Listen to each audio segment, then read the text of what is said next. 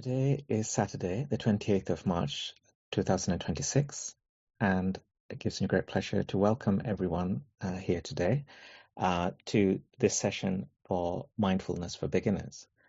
On behalf of the organizers, I'd like to first welcome Venerable Homagama DhammaKusala Thero, representing the Nissarana Vanaya Forest Monastery, to guide us in today's session. And also a very warm welcome to all the organizers and participants taking part via Zoom and listening to us on on YouTube Live today. Before we start, this is a session where we encourage participants who feel comfortable to do so to share their camera feed, to be with us in body and spirit, and be part of the community. With that, I would now like to invite Venerable DhammaKusala Thero to start today's program with our usual in-session mindfulness practice. Over to you, Bhante, with much merits. Thanks, Arosha. Hello, everyone. So we are starting another session, and in the beginning, let's do a few minutes of mindful practice. And today, maybe we can do a mindful walking session. And for this, we select some space where we can walk comfortably. And you start walking in your natural rhythm. And while walking, you simply try to be present with the walking body. Feel the steps. Feel the steps and simply continue the walking. And time to time, you get carried away with various other objects. You have to realize it, and once again you can return your attention back to the steps. So this way we get carried away with various mind objects, but we realize it and we return our attention back to the steps. So that way, let's walk probably for like 10 minutes. And during this time, let's try to be mindful of our steps.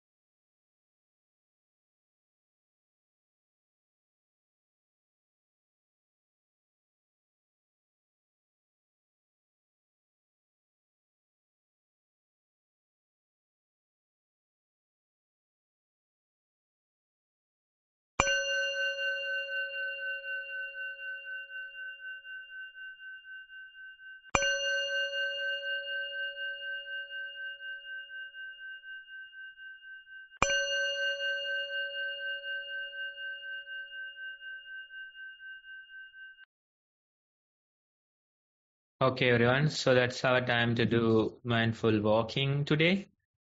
With that, you can come back to your seats. Arosha, now you can take over. Many thanks, Bhante. Thank you for that guided meditation using walking as our focus, sensations on our feet. It was a very useful start to the day. We now come to the next section of our program, which is to listen to a short Dhamma talk, reflection, delivered by Venerable DhammaKusala.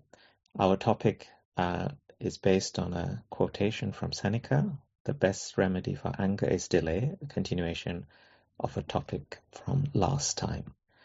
So I now invite Venerable Homagama DhammaKusala Thero to deliver today's Dhamma reflection.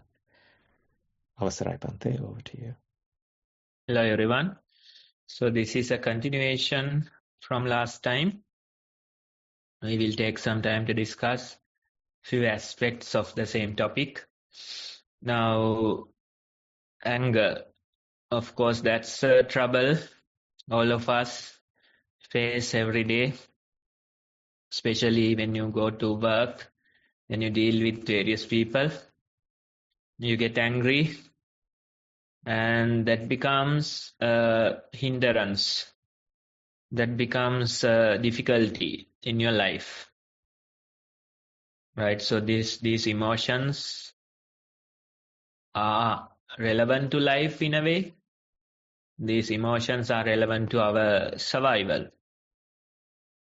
In a way, it's the survival mechanism that works. We get triggered with various things, and once get triggered, you do various things in order to let go of that emotion. It's a strong emotion, which is why you can't sustain it physically in your body for a long time. Usually when we are angry, first it appears in your mind. First your mind, it gets angry, right? This is a high arousal emotion, a strong emotion, and as a result, it's hard to sustain it in your body or sustain it physically for a long time. And you burst out. Maybe you start shouting, or maybe you start, doing things, throwing things, or even go and hit someone. Right? So it's a strong emotion, and due to that, you can't sustain it physically for a long time. You burst out. Right? So that's what happens. I'm sure all of you have your very personal experience related to anger, and you know how it works. You know how you burst out with anger and probably start shouting or probably start throwing things. That's how it works. If you are not a person who gets angry all the time, maybe you have a family member that has anger issues. And due to that family member's behavior, you get painful experiences. Right? So anyway, this is something that is experienced by most of us. And when the anger bursts out, you have to allow that person to, scream, or allow that person to throw things till that whole energy is run out. It's like a storm, let's say, like a storm, right? When there's a storm, you can't do much about it. Even Sri Lankans, they had that experience few months ago.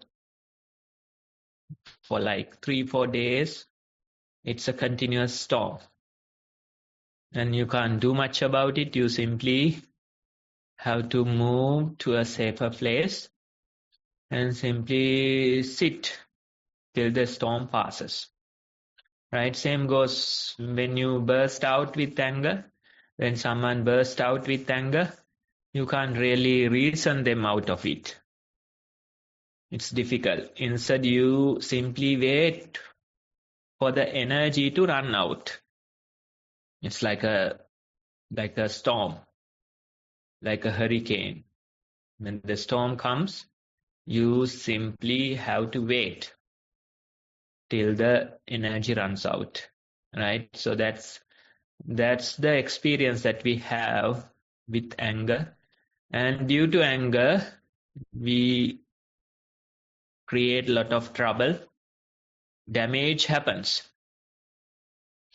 Let's say you shout at your children, you shout at your spouse, and you get into trouble at your workplace, or one of the good friends, you break them heart due to the anger, or even fight with a stranger, right? So in various ways, this can affect your life.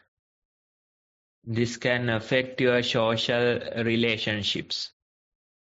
No matter how many times you apologize, no matter how much you say sorry, there'll be a scratch left due to the anger, right? You can't undo it. That person will remember that incident for a long time. Although you say sorry, although they say that you are forgiven, it's not always easy to move on. Right? So it can create real troubles in your life, especially if you are a person who bursts out with anger quite often. The workplace troubles, even family troubles, the friends falling apart, all these things can happen due to the anger. Right?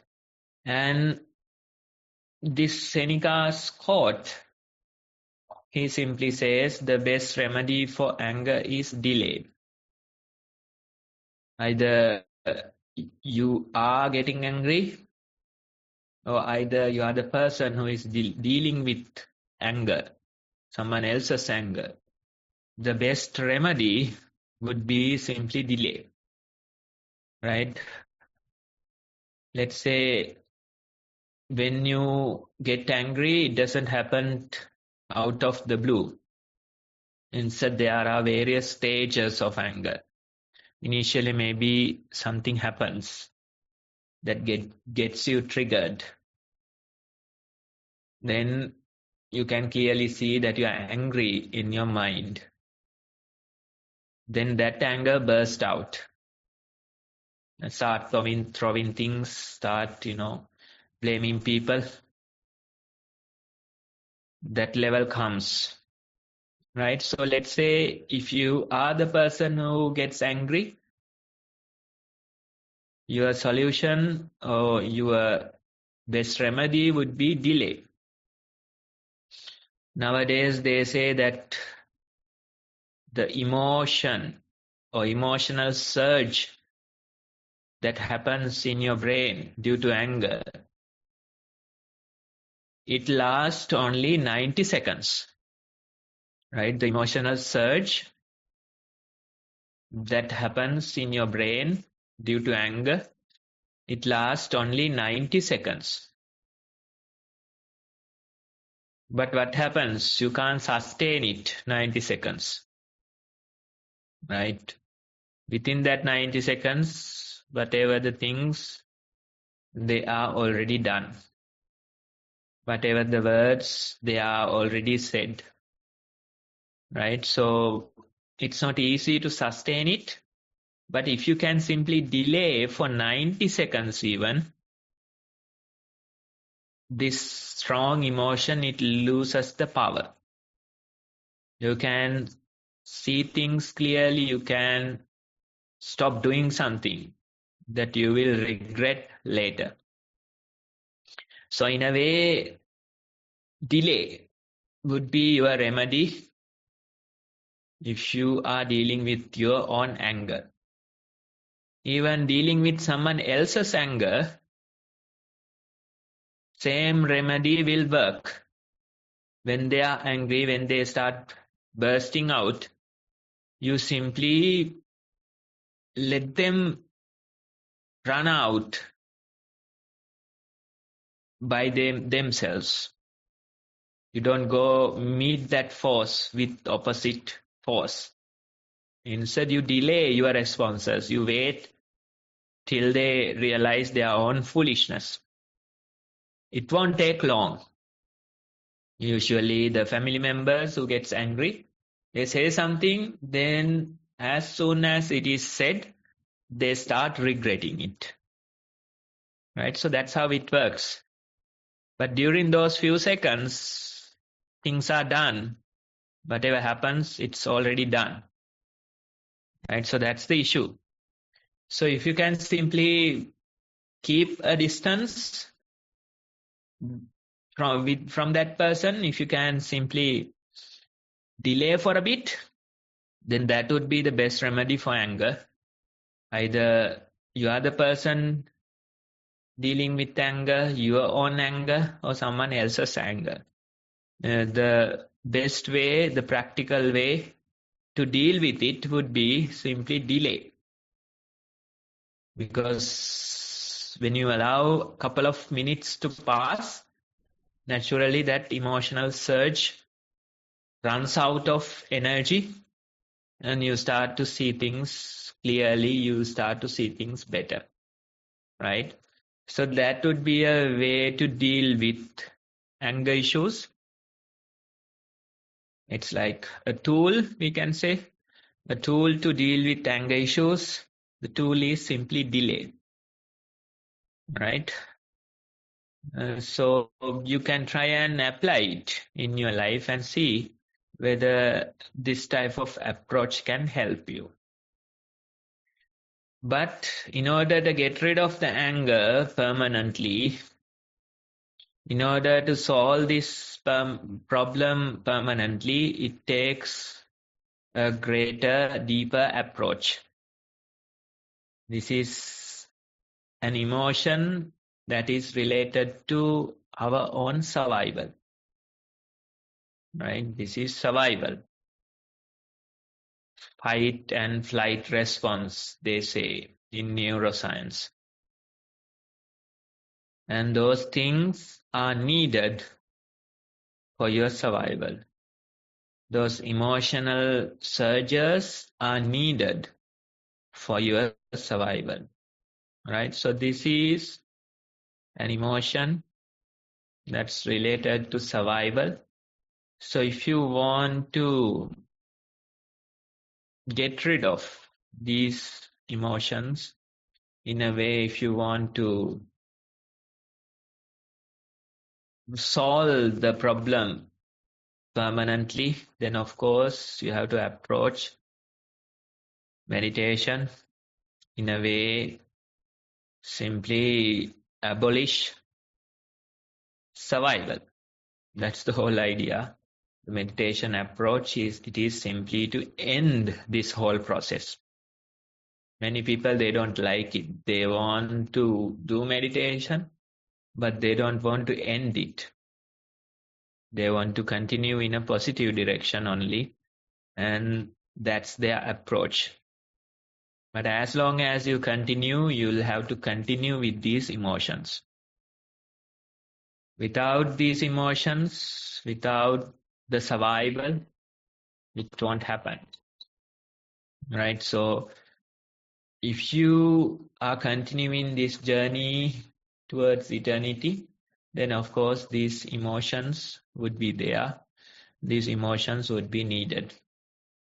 But if you want to solve this problem permanently, if you find the correct solution, then of course it will be abolishing the whole survival process, right?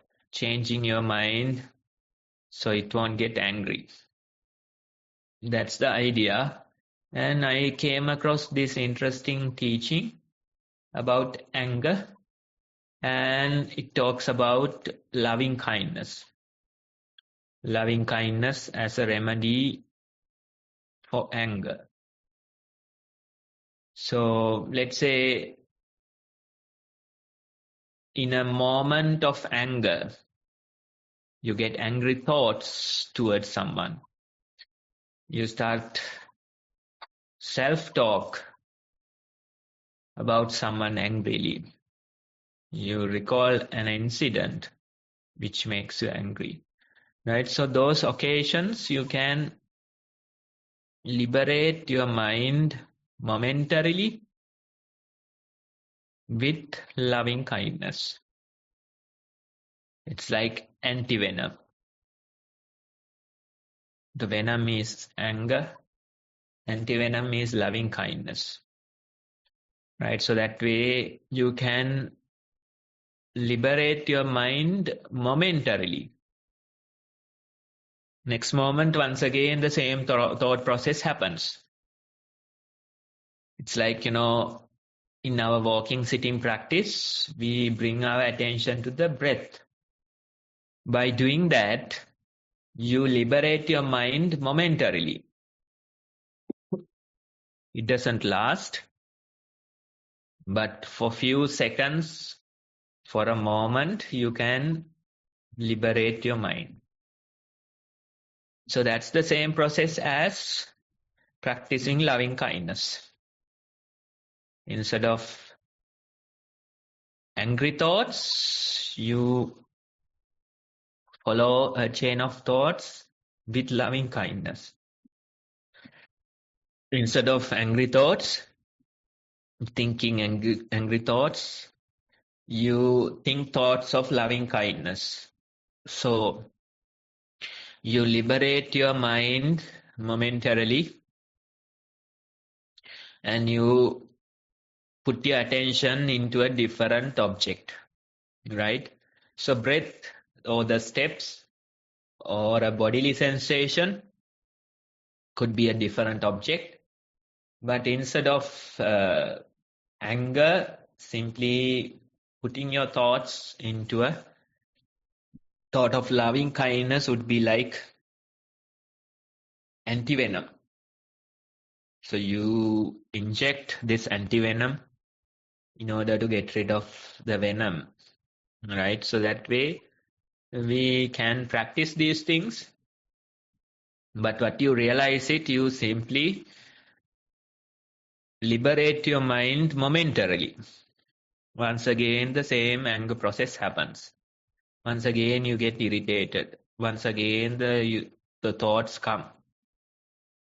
Right? So that way, although you can liberate your mind momentarily, this process of anger, it has greater roots within you. Right? So that's why even in our approach, we don't talk about that anti-venom that much. We say even anti-venom, it could have various side effects. Anti-venom is a good starting point, but you can't have that as a permanent solution, right? So that way we try to find a permanent solution towards this. And this particular teaching or discourse that I came across, it talks about a person who practices loving kindness. This person says, I have liberated my mind through loving kindness. This random person, a meditator, he comes and he makes a claim saying, I have liberated my mind through loving kindness. You practice loving kindness repetitively till it liberates your mind from all the other objects, right? So this person says, I have liberated my mind through loving kindness, and goes on to say, yet still anger occupies my mind. Contradicting statements. First, he says that he has liberated his mind through the practice of loving kindness.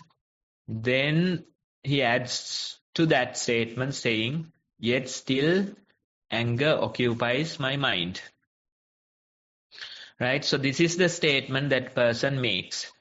Then the audience, the others who are in the surrounding, they say, don't misinterpret Buddha's words. Don't make such statements. It is not good. Because by making such statements, you are misinterpreting Buddha's teaching. Right? That's the response from the audience, from the surrounding. And they say, the very escape from ill will, the very escape from anger is the liberation of mind through loving kindness. That's what they claim. They say the very escape from ill will, the very escape from anger is called the liberation of mind through loving kindness. Right? So you can't really make a statement saying you have liberated your mind, but still the anger occupies your mind. That is not valid. That is not correct. Because the very process of liberation is simply getting rid of the ill will. Right? So that's why the others, they correct this person saying, don't misinterpret Buddha's words. Because your statement is faulty. You are making a wrong statement saying that your mind is occupied by anger, although you have liberated it. Right? So the very idea of liberation of mind through loving kindness. You have to understand here the particular topic, it talks about loving kindness. Liberate your mind through loving kindness. We can liberate it momentarily with a thought of loving kindness, but this particular person talks about liberating the mind permanently through the practice of loving kindness. And as a result, the mind can't be occupied by ill will. The anger won't be there in that mind. Right? So that's the way of the practice. If you can liberate your mind through the practice of loving kindness, simply there won't be any anger in your mind. The anger won't be able to occupy your mind. The ill will won't be able to occupy your mind. But the statement that is made in this particular discourse, it is due to partial practice. You do the practice, but you do it only into a certain extent. You don't complete it. Right? So that's what happens to most of the people. They do the practices, but they don't complete it. Right? If you don't know something, then that's better. But if you know it partially, then you are dangerous. Because you know the approach, you have done it a little, but you haven't completed your process. Right? The person who doesn't know, they will simply say, I don't know this. But the person who has done it partially, they will come and make such statements. They say, I have done this. I have done the liberation of my mind through loving kindness, but still in my mind, the ill will is there. Right? So partially done. But they haven't completed the process. Such people are risky. Right? Most of the people who talks about meditation, they haven't really meditated. But they talk about meditation anyway. Sometimes they come to a retreat, they sit in a corner, listening to all the things, and they go and they say, okay, I have done meditation at Nissarana, and it doesn't work.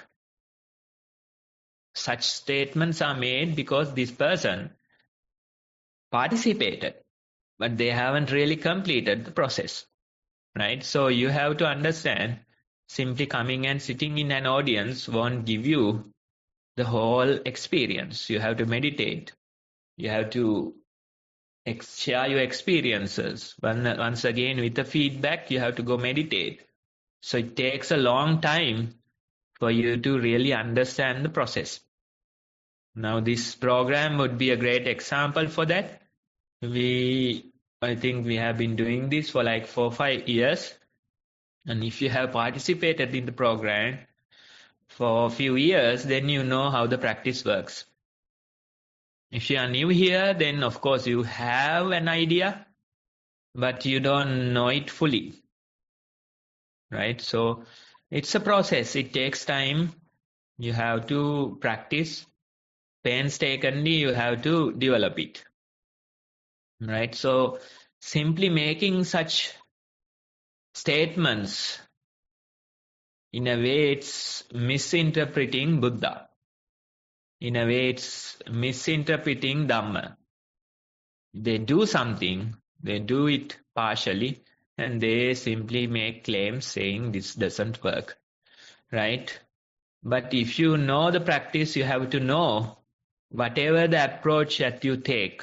Let's say you take the object of loving kindness, or you take the object of breath.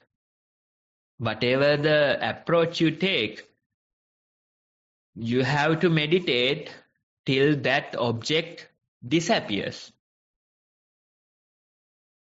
Most of the people, they like loving kindness, but they haven't done their practice till that object disappears. They want to establish that object. That is the initial phase, of course. Right? When we observe our breathing, we establish the breathing first. We try to observe the breath for some time. We sustain that process. Right? That is the very initial step. You establish the breath and you simply start observing it. But when the practice matures, naturally the breath disappears.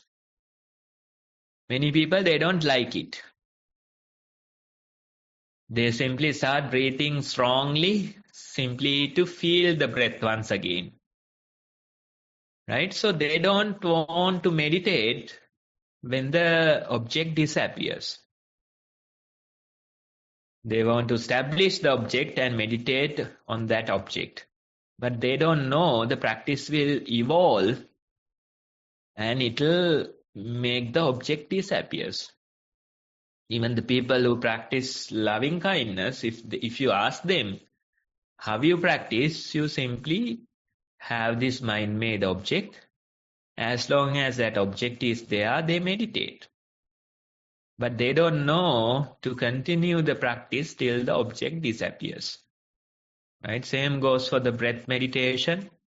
If you don't know the practice that will lead your breath to disappear, then you haven't completed your part. You have done it partly. That's all you have done. Right? So the usual way of meditation is whatever the object that you take. Let it be loving kindness, let it be breath.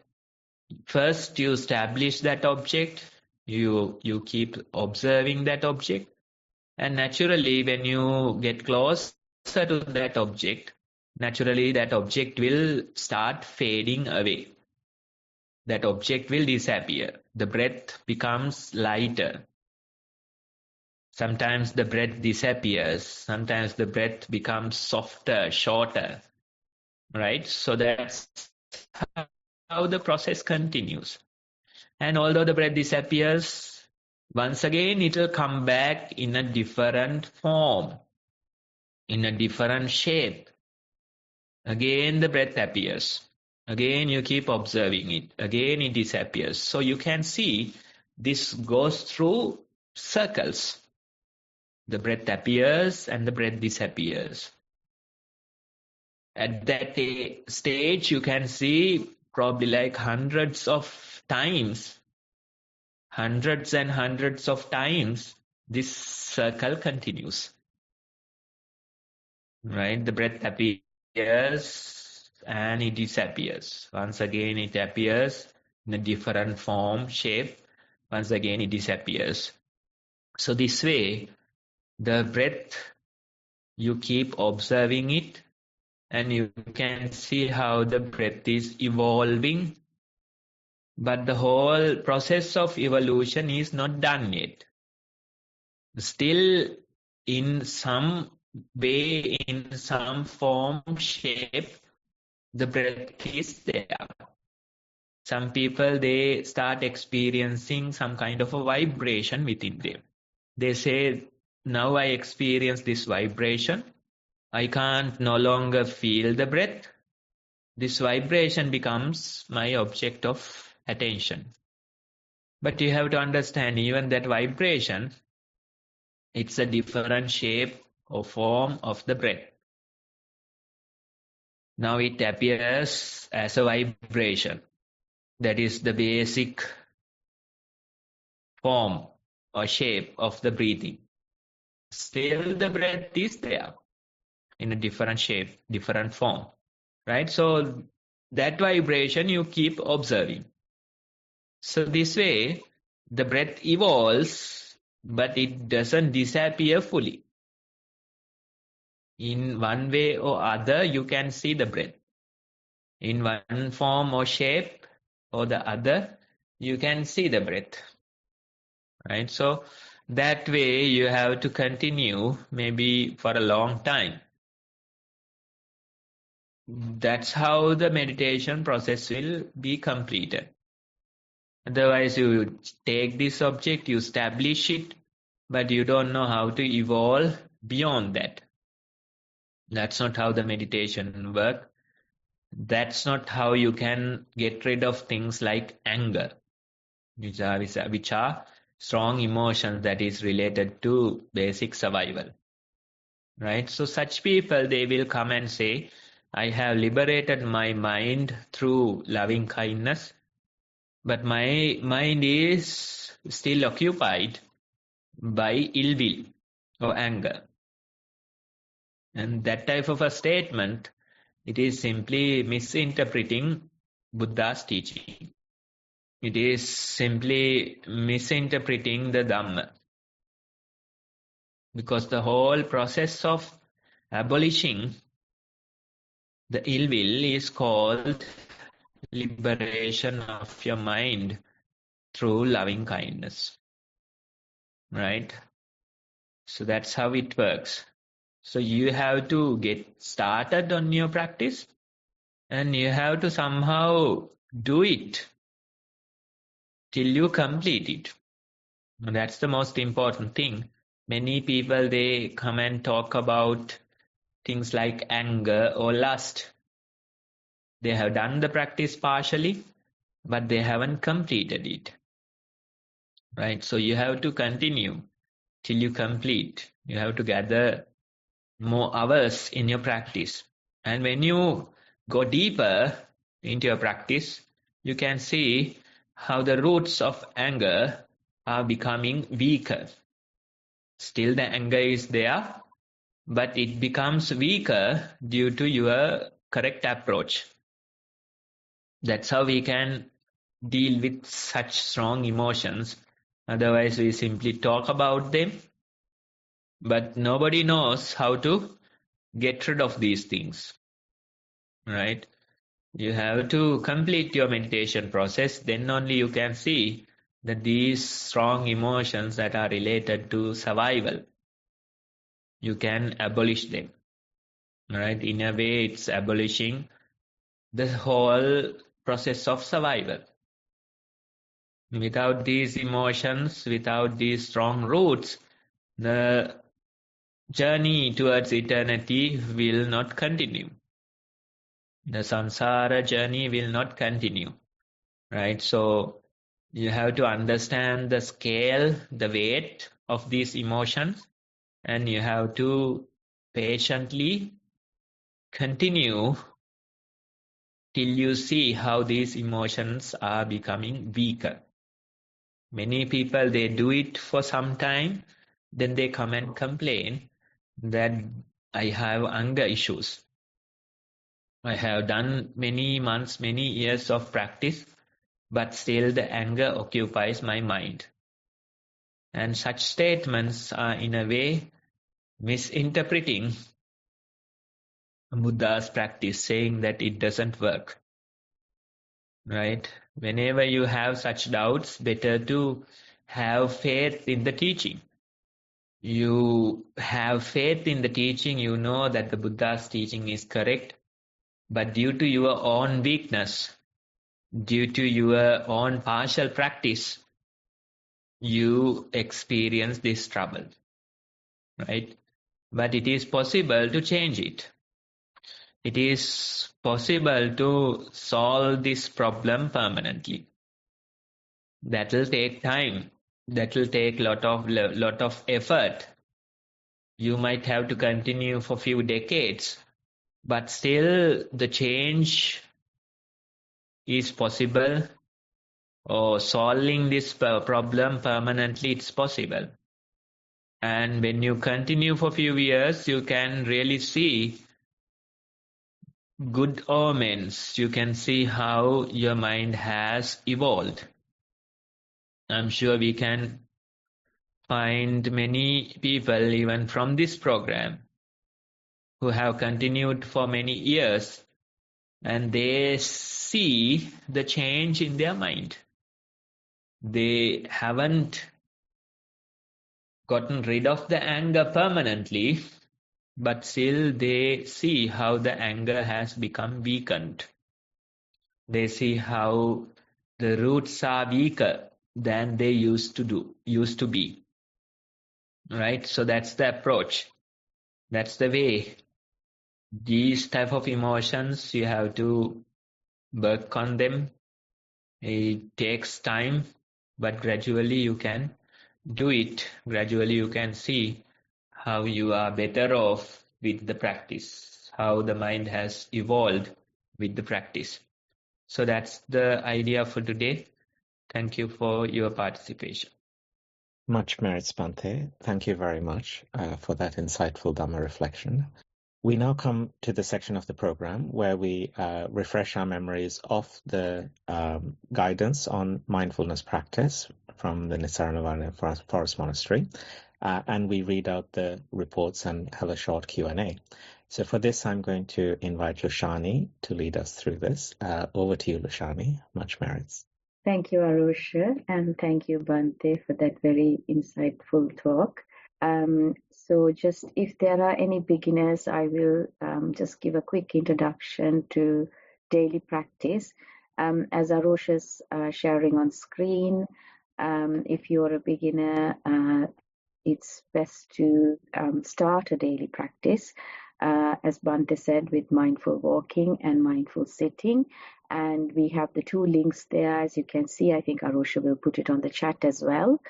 So you can watch the links and get some guidance on how to do the basic instruction videos on mindful walking and sitting. It's best to sort of start with as much as possible, whatever time you have, start with a small time daily and start practicing the mindful walking and sitting, and then you can gradually increase it to up to 1 hour each, so a total of 2 hours each practice in a day.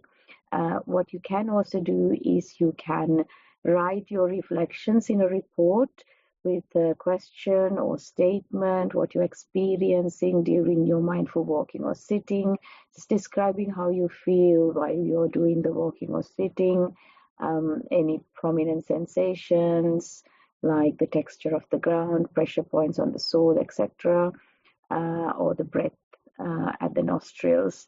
So just put down whatever you are experiencing and send us the report.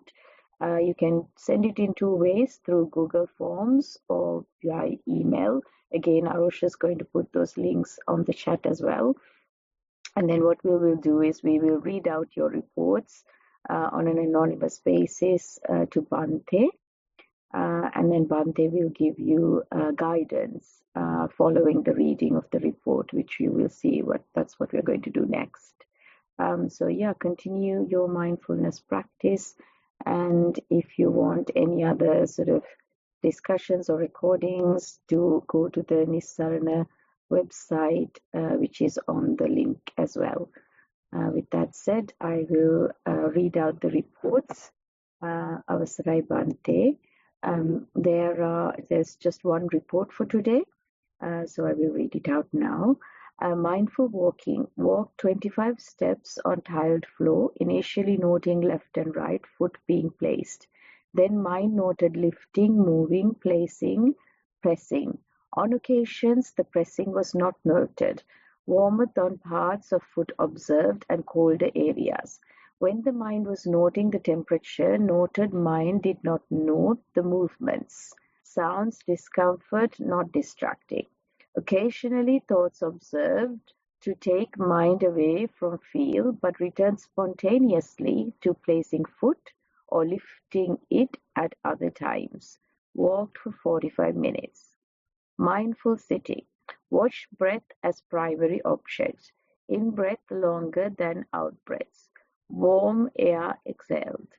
Thoughts distracting at times, but went back to breath, which disappeared at times and reappeared. Not sleeping, but difficult to recall much else. Sat for 50 minutes. Daily mindfulness. Aware of the noticing mind when waking up. Remembering not to reach for the phone. Noted state of mind being alert, wanting to get out of bed. Aware of thoughts of peace, patience, contentment, as well as greed, irritation, as they arose.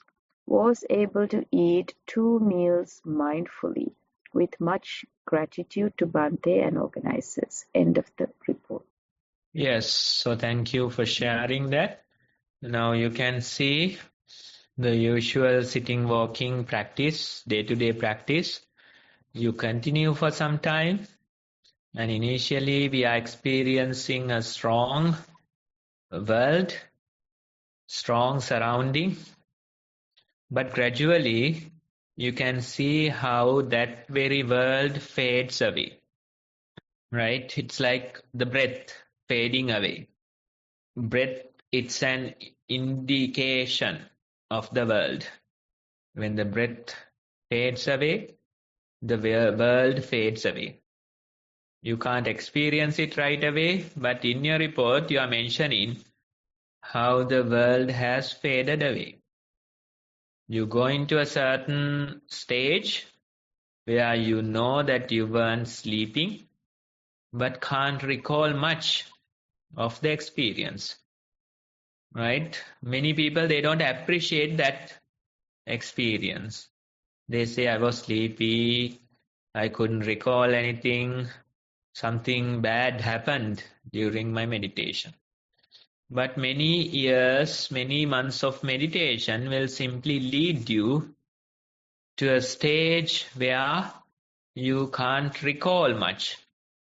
You know that you were mindful, but nothing went into the memory, right?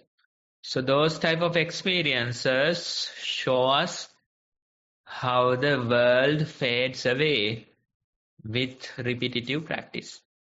You have started with a strong world, a vivid world, but gradually it fades. And when the world fades, all the emotions, thoughts related to that world will fade away as well. Along with those emotions, the world is fading away. Along with those thoughts, the world is fading away. Along with all your problems, issues, the world is fading away. Along with stress, depression, the world is fading away. So everything is fading away due to the repetitive practice. Right? So that's how the practice works. the very experience that you mentioned, not sleeping but can't recall much, that very experience, you have to appreciate it. After many months, many years of practice, I am seeing how the world fades away. And during those few minutes, few seconds, the whole thing is at peace.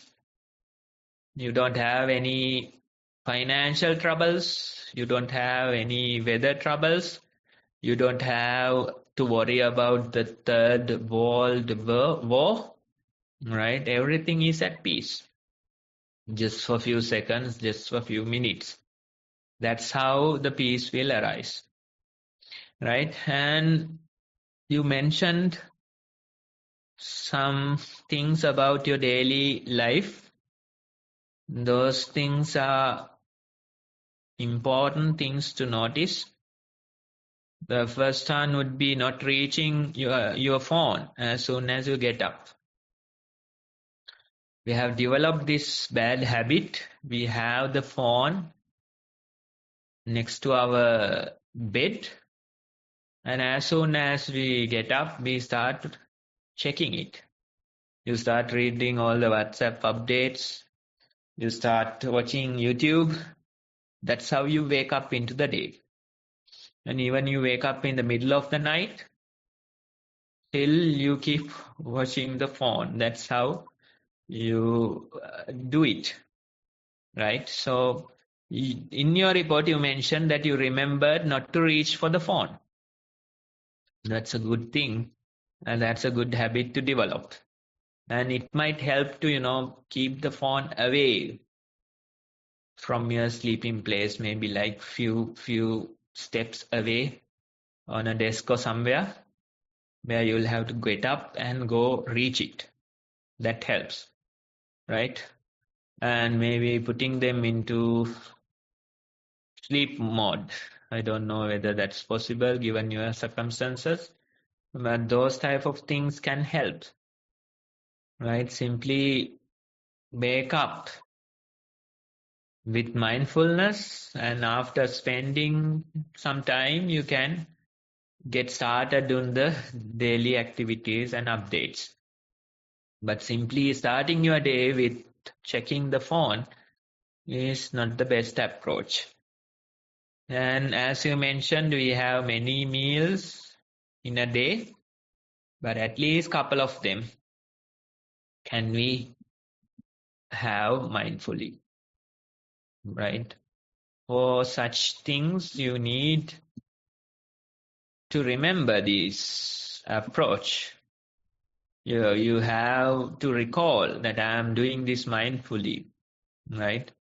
Maybe a mental label or something like that, right? That way, if you start approaching these things, you can see how you develop this ability and how you can have a meal mindfully, peacefully. I remember there was this Dutch lady a couple of weeks ago, a young person, and she was here for like a week or so.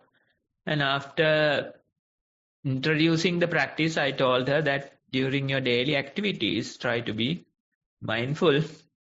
Try to see whether you can have your meals mindfully. And after a couple of days, this person was saying, I usually eat very fast within like 10 or so minutes. But today's lunch, I took exactly 1 hour to eat. I enjoyed the meals. I tasted them. I felt the texture, temperature of them. So taking 1 hour for lunch, it sounds like it's a lot. You feel like you don't have that much time, right? True. But still, even during a shorter period, you can consume your food mindfully. You can reserve 10-15 minutes just for eating and simply embrace the process, right? So this person said that I took 1 hour to eat my meal, and after eating mindfully, doing all the movements mindfully, I felt fulfilled. That was her comments, saying she felt fulfilled due to approaching a simple meal mindfully. What happens to most of us is that we consume food, but our attention is somewhere else. So you are continuing with a feeling of lack all the time. You try to fulfill it in various ways, but you are not successful, right? But if you can approach your daily encounters mindfully, those very encounters can fulfill you. Not only eating meals, but doing a home chore, probably washing dishes, probably washing clothes, right? Those are deadly boring activities. You would prefer simply listening to music or thinking thoughts while doing them. But if you approach those simple home chores mindfully, even doing those things can fulfill you. Spending some time in the garden, doing simple activities can fulfill you. Drinking a cup of tea can fulfill you, right? Sweeping or doing a small project at your home can fulfill you, right? So if you can find fulfillment in your daily encounters like this, then that's the source of real fulfillment. Otherwise, you have this feeling of lack, you have this vacuum within you, and you go search great pleasures in order to fulfill yourself. You go spend so much money shopping, trying to fulfill you. You overeat, trying to fulfill you. You go gamble, trying to fulfill you. Right? You go do various other pleasure-seeking activities, simply trying to fulfill you. But that approach won't work. Right? Fulfillment, if you want to find it, it's in the moment. It's in the simple activities that you do most of the time. Right? So that way you have to find fulfillment. And that lady's experience about simply eating this vegetarian meal, simply eating it mindfully, can fulfill you, right? That way you can approach your daily things, and it's good to hear that you were able to eat 2 meals mindfully in a day. That's a great achievement. It doesn't feel like great achievement for most people, but according to practice, it's a great achievement. Thank you, Bhante. I was right. So now it is time for any questions. So if you have any questions, you can ask them from Bhante just by raising your Zoom hand, so we can help unmute you, and then you can go ahead and ask your question. So just raise your Zoom hand. Whilst you're thinking of your questions, we've got one question sent to me by one of the participants. So I will read it out. Thero Saranai Bhante, even though something pops up from time to time to share, it is not a love to share. If not, something is stopping it. Sometimes a sudden urge comes to write a report, even though it is not prepared. This is also like that one. Several times this happened. When communicating with people, most of the time it acts like a very fresh canvas. Later, it is interesting to note that even though that person said things to put down early, those were not carried out when the conversation started again next time. Theruvan Saranai. Yes, it's good to start with a fresh canvas all the time. Usually our canvas is not fresh. We have all the marks, history written in it. But gradually, when your practice improves, you can see that you start with a fresh canvas each and every time.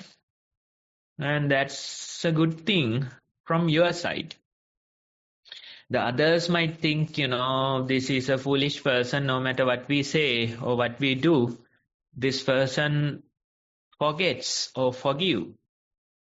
That's what the world thinks. But by simply improving that quality, you have developed considerable inner peace.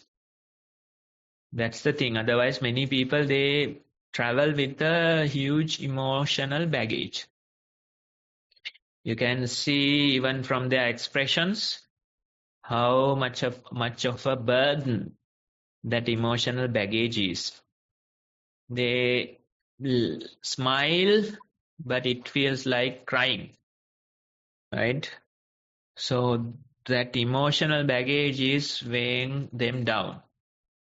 So simply to let go of that emotional baggage would be starting or approaching each and every experience with a fresh canvas.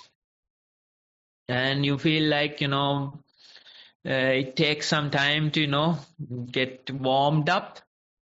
You feel like, you are not expressing yourself the best way, but that's okay. Eventually, we can find the proper balance in it. And that approach is much easier, much more peaceful. Even reporting or sharing experience, it feels like we don't have much to say. That's actually good. When you practice more and more, there is really nothing worthwhile sharing or telling, right? Because each and every encounter would be simply a fresh canvas, right? So that change will happen, but at least once in a while you simply tell that you have nothing to report, right? At least once in a while you get this urge to write something, right? So that way we can continue this conversation. More you practice, more silent you become. Mute, right? Mute, not because of foolishness. Mute because of the wisdom, right? So that's why Pacceka Buddhas, they are called mute. They have achieved and they have nothing to say, right? So that type of a development will happen. Good to hear your progress. Continue and see. Thank you, Bhante.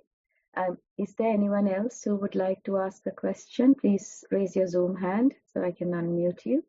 I got to know that Rajika has joined the program after 4 years and 8 months.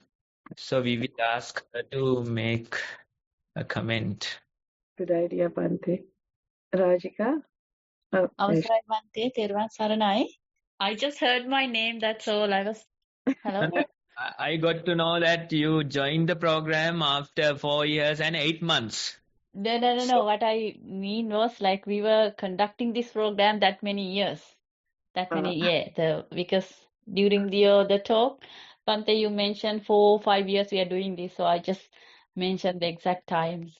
I think we started this in 2021 August or September. Yeah. Okay, so that was the length of the program. Sorry, Bhante? That was the length of the program. We have continued for 4 years and 8 months. Yes, Bhante, yes. Okay, so almost 5 years. Yes, Bhante. Yeah. So that's how the progress will happen. If you can continue such a long time, if you can do your daily practice, that's how the change will come. Because we are in a process of changing this whole samsara, right? It comes from eternity. So at least taking few years, it's needed. You have to put real effort or you have to put real weight into the practice and know then this is all about changing a process that continues from eternity to eternity. So changing it would take many years, a lot of time and effort, but that's worth it. That's the best investment you can do of your time and effort. And that's the best, or the investment with the lowest opportunity cost, right? That's what we say. Yeah, thank you for reminding that. Thank you very much, Bante, for the opportunity to talk after a long time in this program. I thought that you joined after 4 years and 8 months. No, it just only last few months, I guess I didn't join. How many Otherwise, you last joined? yeah, but I still watch the program, or like listen to the program somehow. I didn't appear as a name under the name list. That's all. Thank you, Bante. Yeah. Thank you, Rajika. Nice to see you and also to hear your voice after so many years as well, like you said. Anyone else wants to ask a question from Bante? We have a few seconds or minutes. If there is anyone, please raise your Zoom hand. Otherwise, we can end the session. Arosha's made me the host because he had to get away to a personal commitment. So I will end the program if there's no one else wanting to ask any questions. With that said, then I guess we can conclude this program this Saturday. So first and foremost, our deep gratitude and thank you to Venerable DhammaKusala Thero for the continued profound guidance that he gives all of us in our path and practice. And our merits go to him for good health and development in the path. Also, thanks and merits to Venerable Dhammajiva Thero, Abbot of Nissarana Vanaya, Forest Monastery, for giving us this opportunity to have a program like this. And also to all of you participants, and Rajika is also here. Rajika, and remembering Nama, the two people who actually started this program nearly 5 years ago. So lots of merits to everyone, and for all of you for joining. May you have a good week, and may you also be able to practice what was discussed today throughout the day for the rest of the week. With that said, Thero and Saranai.